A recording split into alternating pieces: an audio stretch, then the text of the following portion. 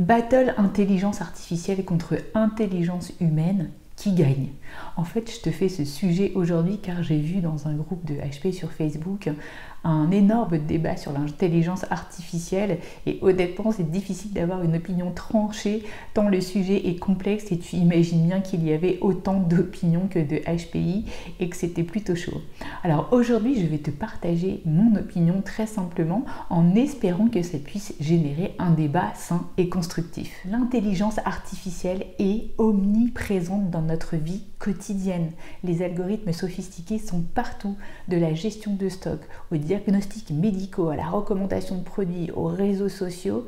C'est vraiment devenu un incontournable. Et en fait, je connais bien l'intelligence artificielle parce que c'était un sujet clé lorsque je travaillais dans les études marketing pendant 15 ans.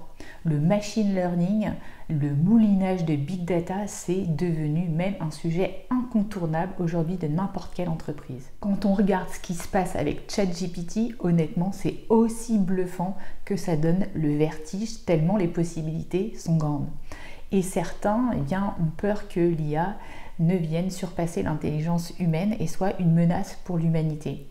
On peut en ce moment se poser légitimement la question pour les étudiants. En fait, comment ne pas remettre en question le passage des examens et des mémoires que doivent rédiger normalement les étudiants avec la possibilité d'utiliser cette intelligence artificielle? Va-t-on faire une société de décérébrés finalement? Autre question aussi, l'intelligence artificielle ne va-t-elle pas en fait remplacer beaucoup d'emplois?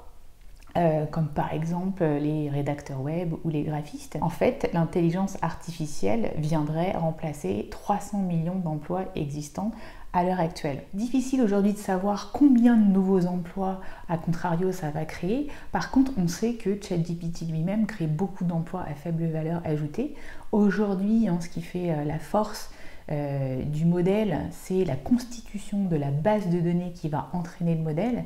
Et on sait qu'il y a beaucoup de personnes dans des pays faiblement développés qui travaillent toute la journée à filtrer du contenu violent, en fait, pour nous offrir ce confort. À noter que récemment, un Belge s'est suicidé suite à une discussion avec un chatbot et ça pose aussi la question de la prise de distance par rapport à l'intelligence artificielle. Et rappelons-le, ça fait depuis la nuit des temps que les livres, les idéologies et la bêtise tuent et qu'on n'a pas attendu ChatGPT. Rappelons-le aussi, lorsque le numérique est entré dans la course à l'art, on a dit que ça allait tuer les artistes et ça n'a pas été le cas, tout le monde s'est adapté. Et le comble, c'est qu'Elon Musk, cofondateur et membre d'administration d'OpenAI, l'entreprise qui a propulsé ChatGPT, dont on verra sûrement sortir la 5e version avant la fin de l'année, met en garde lui-même contre le bébé qu'il a créé.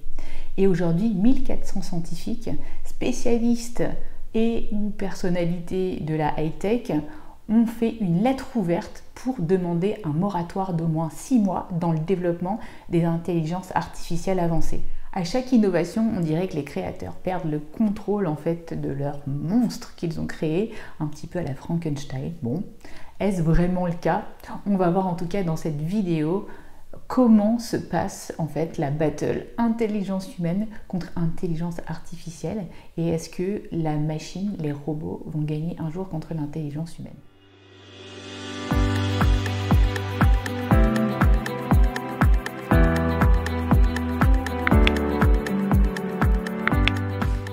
Je m'appelle Sandrine Larive, je suis coach et hypnothérapeute et ma mission c'est d'accompagner les personnes à haut potentiel, multipotentiel et ou hypersensibles à libérer leur potentiel. Et pour commencer ce chemin, j'ai créé un e-book gratuit que tu peux télécharger en allant voir dans la description sous la vidéo. Mais comme pour l'intelligence artificielle, cet e-book évidemment ne suffira pas, ça ne remplacera jamais le miroir du coach qui peut t'accompagner, te pousser dans tes réflexions et te challenger. Mais c'est un bon début. Alors tout d'abord, c'est assez difficile de comparer directement l'intelligence de ChatGPT avec l'intelligence d'un surdoué car les deux ont une manière de fonctionner et des capacités très différentes. L'intelligence de ChatGPT est basée sur l'apprentissage automatique à partir d'une grande quantité de données alors que l'intelligence du surdoué est basée sur des capacités cognitives innées telles que la mémoire, la compréhension abstraite, l'analyse ou encore la résolution de problèmes. Dans certaines tâches spécifiques, l'intelligence artificielle de ChatGPT pourrait dépasser évidemment le surdoué, car l'intelligence artificielle est capable de traiter une quantité massive de données dans un temps record et peut même parfois trouver des modèles qui échappent à l'observation humaine. Et cet avantage est clé dans le domaine par exemple de la recherche médicale, car ça peut permettre de trouver des nouveaux traitements, des nouveaux diagnostics qui peuvent sauver des vies. Mais évidemment, l'IA a aussi ses limites, car franchement, elle ne remplacera jamais l'humain dans les compétences sociales et émotionnelles, et notamment dans les métiers de la thérapie, de l'enseignement, de la négociation ou de la gestion des conflits. Franchement, il n'y a pas d'équivalent à l'intelligence humaine. Et même si elle peut simuler les choses, l'IA n'a pas l'empathie et l'intuition d'un humain, ce qui la rend inadéquate dans des situations où il est nécessaire de comprendre les nuances et les contextes. Donc en gros, l'intelligence de l'IA, en fait, elle manque de l'intelligence du corps, du cœur et du ventre de l'humain. Là où il y a un problème éthique, c'est si le chatbot vient se substituer au psychologue, au praticien, et qu'en fait, la personne prend la réponse du chatbot pour argent comptant, et c'est sûrement ce qui s'est passé dans le décès en fait, de la personne en Belgique. Le praticien doit toujours venir valider l'information de ce genre d'aide et d'outil qui n'est au final qu'une aide. Cet outil n'est pas l'expert et c'est l'expert qui doit venir valider l'information. Par contre, je suis une vraie fan de nouvelles technologies et ça va peut-être te surprendre, mais j'ai fait cette vidéo grâce à ChatGPT en tant qu'outil d'aide rédactionnelle.